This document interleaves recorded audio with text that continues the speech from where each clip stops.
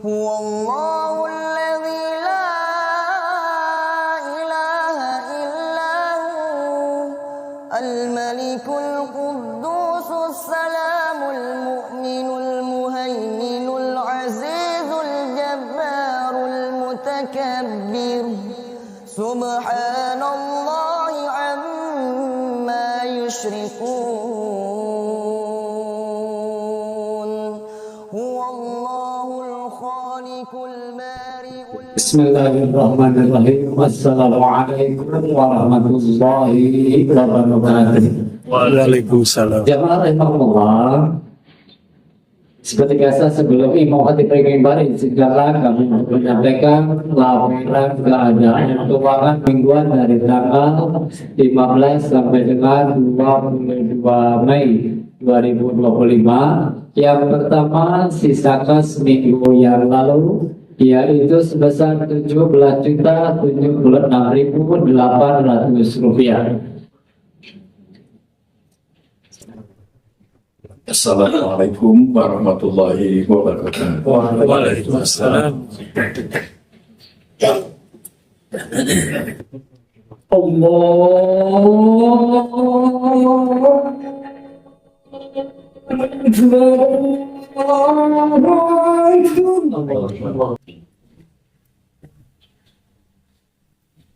Alhamdulillah, alhamdulillah bil jalali wal ikram wa syaril halali wal haram wa mu'idil ahkam bil ahkam wa syara'a lana as-salata waz zakata wal hajja was siyam.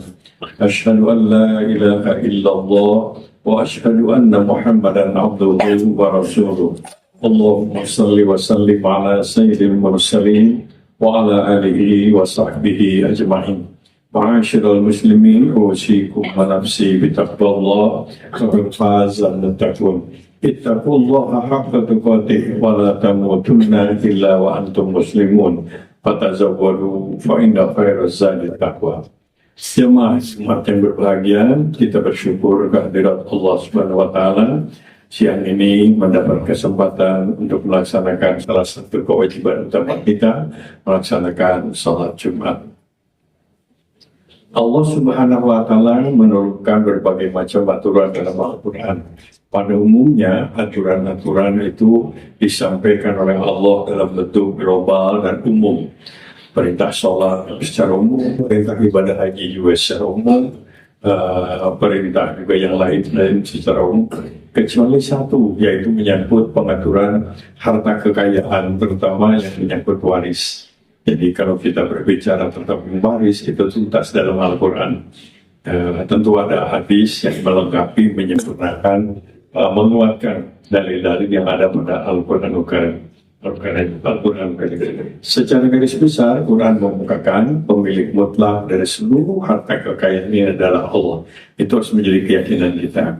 Kemudian atas kehendak Allah, harta kekayaan milik Allah itu didistribusikan kepada manusia, diberikan oleh Allah melalui pertama yang mendapatkan harta karena dapat warisan, yang kedua mendapatkan harta karena dia usaha kerja keras, yang ketiga dia mendapatkan kekayaan karena ada pemberian dari orang lain, dan kemudian yang keempat ada pemberian harta dengan penemuan harta. Dalam penemuan harta itu ada yang disebut ada yang penemuan harta karun, dan ada penemuan yang besar luqatoh dan rikas namanya. Selanjutnya Quran mengajarkan kepada kita bahwa harta yang Allah berikan kepada kita itu selain anugerah dari Allah, juga ujian dari Allah sebagai bekal ibadah kita kepada Allah. Diaturlah oleh agama kita ada bentuk-bentuk ibadah harta, yaitu ada yang masuk dalam rukun Islam namanya zakat fitrah dan zakat harta, dan yang akan kita laksanakan kewajiban yang berkaitan dengan harta pada bulan depan atau bulan Zulhijjah, yaitu kewajiban melaksanakan kurban, namanya udhiyah, kurban. Ibadah kurban ini merupakan salah satu bentuk ibadah yang sifatnya konsumtif, artinya tidak produktif. Memang harus memotong hewannya pun ditentukan, jadi tidak bisa diganti dalam bentuk uang ataupun dalam bentuk yang lain. Tentu namanya lain, kalau dalam bentuk uang menjadi sedekah, Ibadah kurban adalah harus diwujudkan dalam bentuk pemotongan dan pembagian daging hewan kurban. Ada beberapa macam dalam agama Islam ibadah yang diwujudkan dalam bentuk pemotongan hewan dan kemudian dibagikan. Yang pertama yang insya Allah akan kita laksanakan pada tanggal 10 Zulhijjah nanti namanya udhiyah kurban, yaitu yang dilaksanakan setelah pelaksanaan sholat Id dan pada hari tasyrik. Yang kedua ada bentuk ibadah harta dalam bentuk pemotongan hewan itu berkaitan dengan ibadah haji, namanya al-hadyu. Al-hadyu yaitu bagi mereka yang melaksanakan haji tamattu. Jadi pada waktu masuk ke tanah ke miqat namanya, mulai masuk daerah haram yang menyatakan labbaik Allahumma umratan. Artinya dia mau ibadah haji tapi umrah dulu, namanya tamattu. Bagi mereka yang akan melaksanakan haji tamattu, mereka punya kewajiban untuk memotong seekor kambing atau domba sejenisnya di tanah suci, namanya al-hadyu.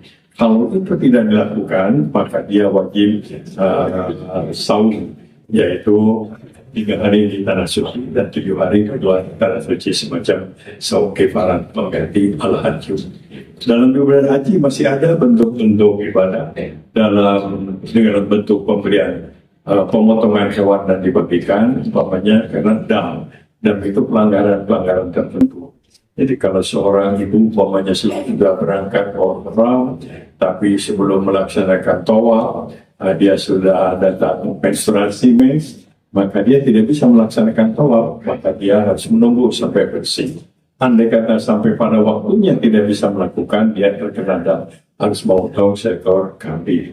Untuk pelanggaran lain, karena sedang dalam keadaan ihram itu kan tidak boleh memotong rambut, tidak boleh memotong kuku, tidak boleh berkata jorok, dan tidak boleh memotong tumbuh-tumbuhan yang masih ada di tanam dan lain. Kalau itu pelanggaran, salah satu bentuknya adalah pembayaran memotong hewan atau bentuk denda yang lainnya. Orang yang ibadah haji tapi dia tidak datang ke Mina pada waktu tanggal 11, 12, 13 atau dari tanggal 10 dia tidak mampir di Mina, dia terkena denda. Dia harus memotong seekor kambing, itu dam namanya. Dan ada bentuk-bentuk dam yang lain, mereka yang melaksanakan hubungan badan ketika dalam keadaan ihram, yang batal hajinya, batal umrohnya, dia harus memotong seekor sapi atau seekor unta. Itu kaitannya dengan ibadah haji atau umroh. Dan berikutnya ada yang berlaku untuk keluarga kita, yaitu namanya akikah. Jadi kalau bayi itu hari ke-7 setelah kelahiran, ada 3 ritual. 1, beri nama yang baik, artinya baik, kedengarannya juga baik. Anak tidak jadi minder, tapi juga tidak salah, tidak bertentangan dengan ajaran agama namanya itu. Kemudian yang kedua adalah dicukur kepalanya, digundul, baik pria maupun wanita. Dan yang ketiga ada pemotongan hewan, namanya akikah, yaitu 1 ekor untuk bayi wanita dan 2 ekor untuk bayi pria. Para ulama berpendapat nilainya ini sunnah muakkadah. Ada 1-2 ulama yang berpendapat wajib bagi mereka yang mampu untuk melaksanakan akikah. Jumhur, mayoritas ulama berpendapat sunnah muakkadah, sunnah tapi dikait kepada wajib. Nah, kewajiban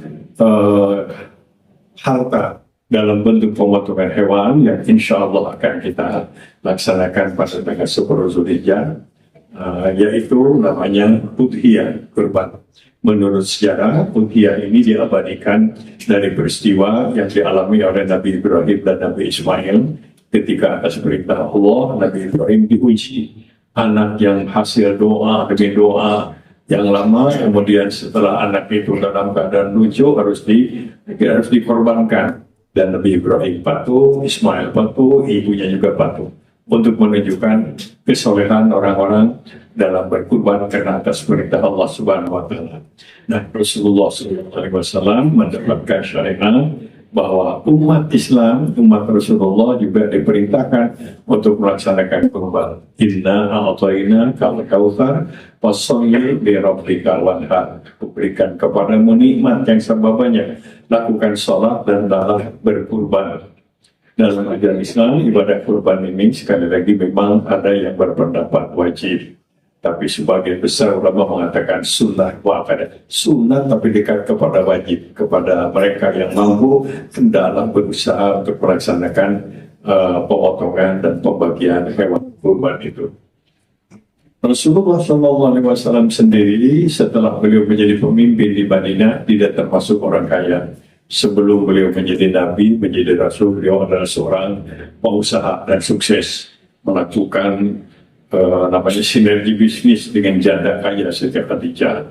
Kemudian setelah beliau mendapat tugas sebagai nabi dan rasul, beliau mengurangi aktivitas bisnisnya karena waktu digunakan untuk kepentingan misi dakwah sebagai nabi dan rasul. Dan setelah beliau berpindah ke Madinah yang de facto menjadi pemimpin masyarakat Madinah, beliau hidupnya pas-pasan. Beliau hidup pas-pasan, tidak termasuk kaya, tapi beliau tidak pernah minta-minta. Bahkan ada aturan yang ditetapkan oleh beliau sendiri, beliau tidak boleh menerima zakat. Walaupun mungkin bisa diposisikan sebagai sebagai mustahik haram menerima zakat, beliau juga tidak boleh menerima sedekah kecuali namanya dari harta rampasan perang atau karena hibah dari negara tetangga sebagai etika diplomatik mungkin. Nah, tentang kurban ini menarik. Beliau itu tidak ada tahun tanpa berkurban. Bahkan pada tahun-tahun terakhir beliau hidup, beliau sempat menyampaikan pesan, barangkali tahun ini adalah merupakan tahun terakhir saya bersama kalian. Hari ini saya berkorban untuk diri saya dan saya berkorban untuk keluarga saya yang tidak mampu berkorban, dan beliau menyatakan saya berkorban mewakili umat saya yang tahun ini tidak mampu berkorban. Beliau berkorban dengan 100 ekor kambing. Beliau potong beberapa ekor dan kemudian dilanjutkan oleh sahabat. Sabda Rasulullah SAW yang harus menjadi pegangan kita yaitu faman kana lahu satu fala yudhi fala yafrabanna musallana. Barang siapa yang mampu berkorban tapi dia tidak mau juga berkorban, nggak pantas dekat-dekat dengan masjidku dan musalaku. Ini adalah sebuah sanksi moral kepada mereka mampu berkorban tapi tidak mau berkorban. Sekali lagi, walaupun para ulama beda pendapat apakah ini wajib atau sunat, ya terlepas dari wajib atau sunnah muakkadah bagi kita yang memiliki kemampuan, maka berusahalah untuk bisa berkorban paling tidak 1 ekor untuk satu keluarga, paling tidak. Kalau bisa tentu saja tiap 1 orang 1 ekor kambing atau untuk 7 orang untuk 1 ekor sapi. Nah, ini adalah ibadah kurban, dan sekarang ini kita tahu banyak masyarakat kita yang sangat memerlukan untuk bantuan konsumsi memakan daging. Banyak masyarakat kita yang masih agak sulit untuk bisa menikmati daging. Dan pada tanggal 10 Zulhijjah, hari raya umat Islam, hendaklah saudara-saudara kita yang tidak mampu, yang mungkin jarang menyentuh makan dengan daging itu, hendaklah mendapatkan perhatian dari kita semua yang Allah dilebihkan rezeki. Sekali lagi, tidak akan ada orang menjadi miskin gara-gara kurban. Tidak pernah ada pengusaha yang bangkrut gara-gara kurban. Yang ada justru sebaliknya. Boleh ditanya, boleh dilihat dan boleh diperhatikan. Orang yang biasa kurban, rezekinya justru lebih mudah, rezekinya justru lebih berkah, dan dijamin oleh Allah Subhanahu Wa Taala. Orang yang berkurban akan mendapatkan ganti dari Allah di dunia sekarang dan di akhirat akan datang. Mudah-mudahan Allah Subhanahu Wa Taala memberikan anugerah rezeki kepada kita, dan kita diberi kesiapan, keikhlasan untuk bisa melaksanakan salah satu sunnah Rasul, sunnah yang diwariskan dari Nabiullah Ibrahim alaihissalam, yang dilaksanakan oleh para nabi setelah Nabiullah Ibrahim, yaitu pemotongan hewan kurban dan membagikan hewan kurban kepada masyarakat luas. Mudah-mudahan Allah Subhanahu Wa Taala senantiasa membimbing kita. Aku qauli hadza fastaghfirullahaladzim innahu huwal ghafurur rahim.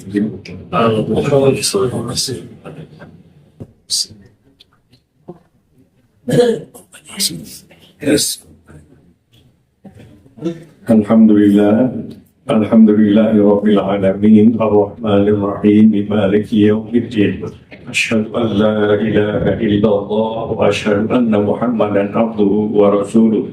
Allahumma salli wa sallim ala sayyidil mursalin wa ala alihi wa sahbihi ajma'in.